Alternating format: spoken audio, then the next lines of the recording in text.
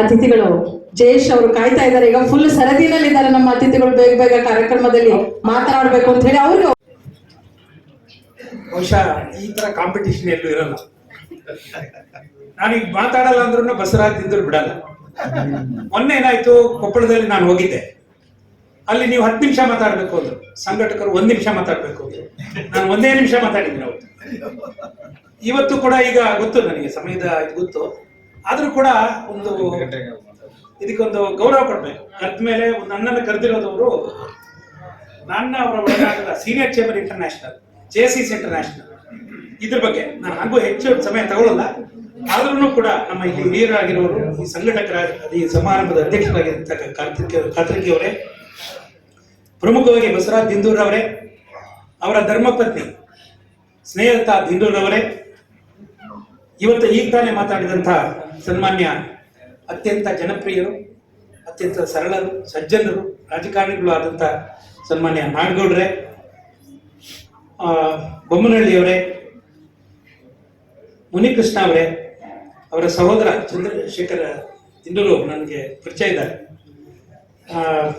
ಅವ್ರ ಬಗ್ಗೆ ಪುಸ್ತಕದ ಬಗ್ಗೆ ಮಾತಾಡಿದಂಥ ಚಪ್ಪ ಪುರಾಣಿಕರವರೇ, ಶಿವಕುಮಾರ್ ಮೇಟಿ ಅವರೇ, ಎಲ್ಲರಿಗಿಂತ ಹೆಚ್ಚು ಮಾತಿನ ಮಲ್ಲ ನಮ್ಮ ಚೇತನ್ ರಾಮ್ ಈಗಾಗಲೇ ಮಾತಾಡ್ಬೋದ್ರು. ಸರ್ವಜ್ಞ ಕವಿನೂ ಕೂಡ ಹೇಳಿದ್ದಾರೆ, ಮಾತಿನ ಮಗೆ ನೋಡಿಯು ಮಾತಿನ ಮಗೆ ವಲಯ, ಮಾತಿನಿಂ ಸರ್ವ ಸಂಪದವು ಲೋಕಕ್ಕೆ ಮಾತೆ ಮಾಣಿಕ್ಯ ಸರ್ವಜ್ಞ. ಹಾಗೆಯೇ ಇತ್ತೀಚೆಗೆ ನಮ್ಮ ಸ್ವಲ್ಪ ತಮಾಷೆಯಾಗಿರ್ಲಿ ಅನ್ನೋದಕ್ಕೆ ನಮ್ಮ ಹೆಬ್ಬಾರ್ ಅಂತಿದ್ದಾರೆ, ASN ಹೆಬ್ಬಾರ್ ಅಂತ, ಅವ್ರು ಹೇಳಿದ್ದಾರೆ, ಮಾತಾಡಿ ಮಾತಾಡಿ ನಡೆಸಿದ್ದರು ಗಾಡಿ, ಇದಕ್ಕೆನ್ನವೇ ನಮ್ಮ ಭಾರತದ ನಾಡಿ, ಹೋದಲ್ಲಿ ಬಂದಲ್ಲಿ ಕುಂತಲ್ಲಿ ನಿಂತಲ್ಲಿ ಮಾತು ಮಾತು ಮಾತು, ಅಗಲವಾಯಿತು ಕಿವಿ ಎತ್ತುದು. ಮಾತೇ ಆಗಬಾರ್ದು, ಮಾತು ಸಾಧನೆ ಆಗಬೇಕು. ಆ ಸಾಧನೆಯ ವ್ಯಕ್ತಿ ನಮ್ಮ ಬಸವರಾಜ್ ದಿಂಡೂರ್. ಇವತ್ತು ಪ್ರಾಸ್ತಾವಿಕ ನುಡಿಗಳನ್ನ ಮಾಡಿ ಕಾರ್ಯಕ್ರಮದ ಹಿಂದೆ ಇರ್ತಕ್ಕಂಥ ರೂವಾರಿ ಮಲ್ಲನಗೌಡ ಪಾಟೀಲ್ ಅವರೇ, ಒಬ್ರಿಗೂ ದೂರದೃಷ್ಟಿ ಇರೋರು, ಒಬ್ಬ ವಿಷನರಿ ಅಂತಿದ್ರೆ ಹೇಗೆ ಅಂತಂದ್ರೆ, a visionary is one who finds image in the rocks, music in the wind and opportunity in the vacuum.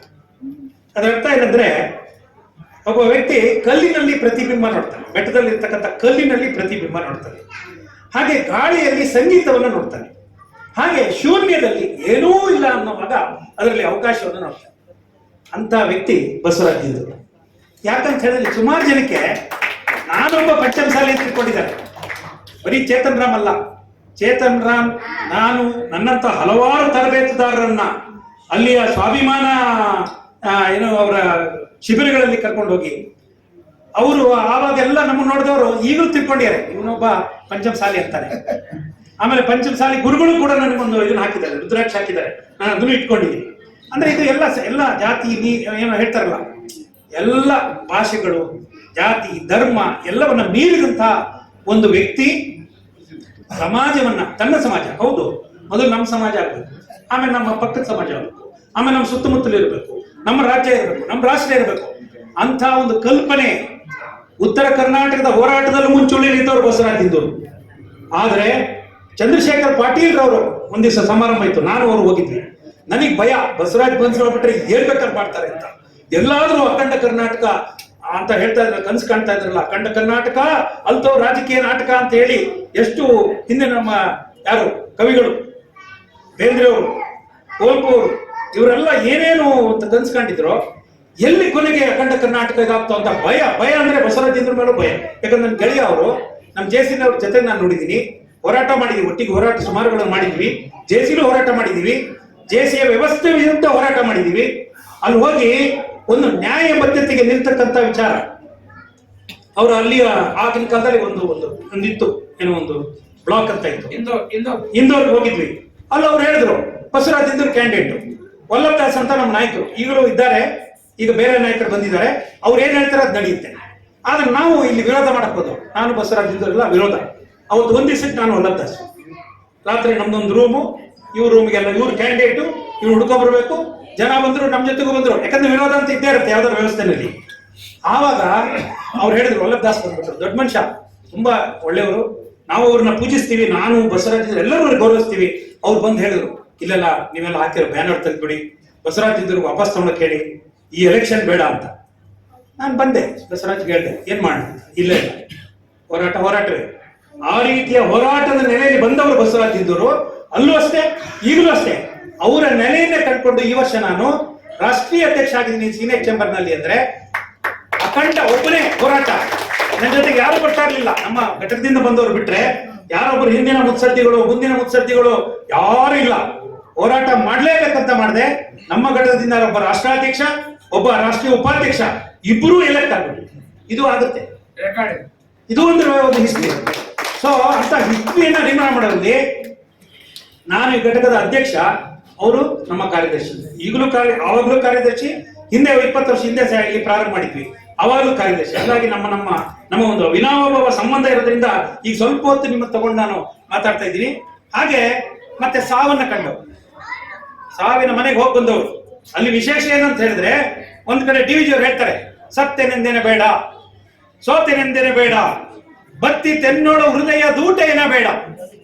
ಸಾವೆನ್ನುವುದು ತೆರೆ ಇಳಿತ, ಸಾವೆನ್ನುವುದು ತೆರೆ ಇಳಿತ, ತೆರೆ ಏರು ಮತ್ತೆ ತೋರ್ಪುದು ನಾಳೆ ಮಂಕುತಿಮ್ಮ ಅಂತ ಹೇಳಿದ್ದಾರೆ. ಬಹುಶಃ ಅಲ್ಲಿ ಕುತ್ಕೊಂಡು ಎಲ್ಲರೂ ಸತ್ತಿದ್ದಾರೆ, ಇಲ್ಲಿ ಹೋಗ್ತಾ ಇದೆ, ಅಲ್ಲಿ ಟಿವಿನೆಲ್ಲ ಸ್ಕ್ರೋಲಿಂಗ್ ಬರ್ತಾ ಇದೆ, ಬಸವರಾಜರವರು ಇಲ್ಲಿಲ್ಲ ಕ್ವಶನ್ ಮಾರ್ಕ್. ಅಂತ ಸಮಯದಲ್ಲಿ ಅವರಿಗೆ ಜಾಗೃತ ಇದೆ, ಅವರ ಮನಸ್ಸು ಜಾಗೃತವಾಗಿದೆ.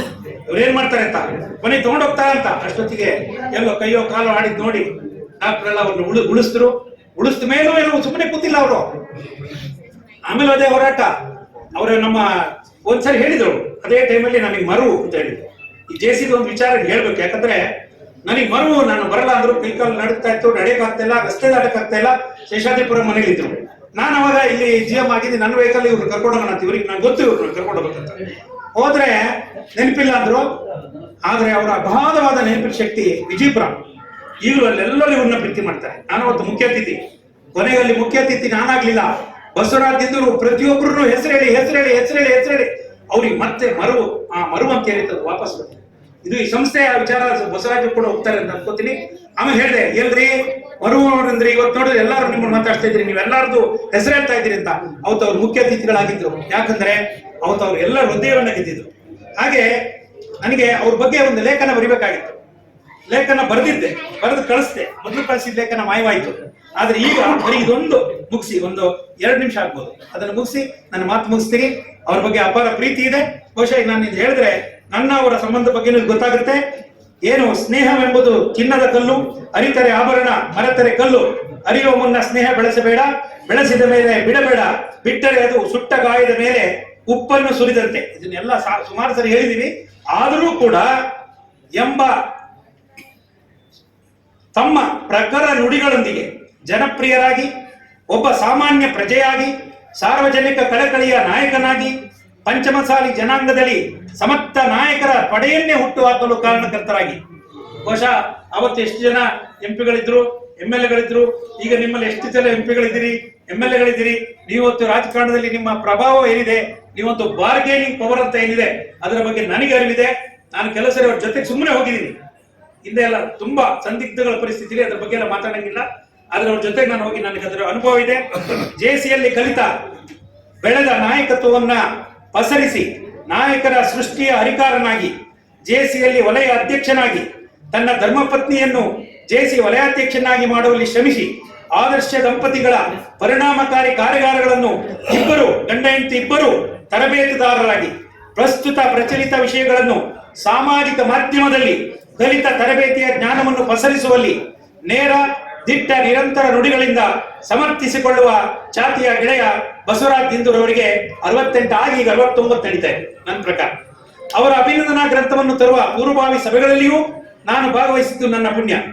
ನನ್ನ ಮತ್ತು ಬಸವರಾಜ್ ಸ್ನೇಹ ಪ್ರಾರಂಭವಾದದ್ದು 1998ರಲ್ಲಿ ನಡೆದ ಹೊಸಕೋಟೆಯ ಜೆಸಿಯ ರಾಜ್ಯ ಸಮ್ಮೇಳನದಲ್ಲಿ ಕನ್ನಡದ ಕಟ್ಟಾಳು ಬಸವರಾಜ ದಿಂಡೂರು ಜೆಸಿಯ ರಾಜ್ಯ ಸಮ್ಮೇಳನ ಕಾರ್ಯಕಲಾಪಗಳೆಲ್ಲ ಕನ್ನಡದಲ್ಲೇ ಆಗಬೇಕೆಂದು ಪಟ್ಟು ಹಿಡಿದಾಗ ಅವರ ಮನವೊಲಿಸಿ ಅಂತಾರಾಷ್ಟ್ರೀಯ ಸಂಸ್ಥೆಯ ಸದಸ್ಯರಾಗಿ ನಾವು ಇಂಗ್ಲಿಷ್ ಒಗ್ಗಿಕೊಳ್ಳಬೇಕೆಂಬ ವಿಚಾರವನ್ನು ಮನನ ಮಾಡಿಸುವಲ್ಲಿ ಮತ್ತು ಅವರ ಗ್ರಾನೈಟ್ ಬಿಸಿನೆಸ್ ಅನ್ನು ಇತರ ರಾಜ್ಯಗಳಲ್ಲಿ ಅಂತರ ರಾಷ್ಟ್ರಗಳಲ್ಲಿ ಮಾಡಬೇಕಾದ ಅವರೇ ನನಗೆ ಇಂಗ್ಲಿಷ್ ಭಾಷೆ ಸಹಾಯಕ್ಕೆ ಬಂದುದನ್ನು ಸ್ಮರಿಸಿದ್ದು ಇತಿಹಾಸ. ಅಖಂಡ ಕರ್ನಾಟಕದ ಪರಿಕಲ್ಪನೆಗೆ ಕುತ್ತು ಬಂದಾಗ ಚಂಪಾರವರೊಂದಿಗೆ ಕನ್ನಡ ಸಾಹಿತ್ಯ ಪರಿಷತ್ತಿನಲ್ಲಿ ನಡೆದ ಚರ್ಚೆಯಲ್ಲಿ ಅಖಂಡ ಕರ್ನಾಟಕದ ಸಮರ್ಥನೆ ಮಾಡುವಲ್ಲಿ ಅವರು ಕೂಡ ಶ್ರಮಿಸಿದ್ದು ಒಂದು ಇತಿಹಾಸ. ಯಾವ ಸಂದರ್ಭದಲ್ಲಿ ಆಗಲಿ ಯಾವುದು ತನಗೆ ಸರಿಯಿಲ್ಲ ಅನಿಸಿದಾಗ ಅದನ್ನು ನೇರ ಮಾತುಗಳಿಂದ ಧಿಕ್ಕರಿಸಿ ಎದೆಯುಪ್ಪಿಸಿ ಮಾತನಾಡಿ ಇತರರಿಗೆ ಒಪ್ಪುವಂತೆ ಮಾಡುವ ಚಾತಿಗೆ ಬಸವರಾಜ್ಗೆ ಮತ್ತೊಬ್ಬರು ಸಾಟಿ ಇಲ್ಲ.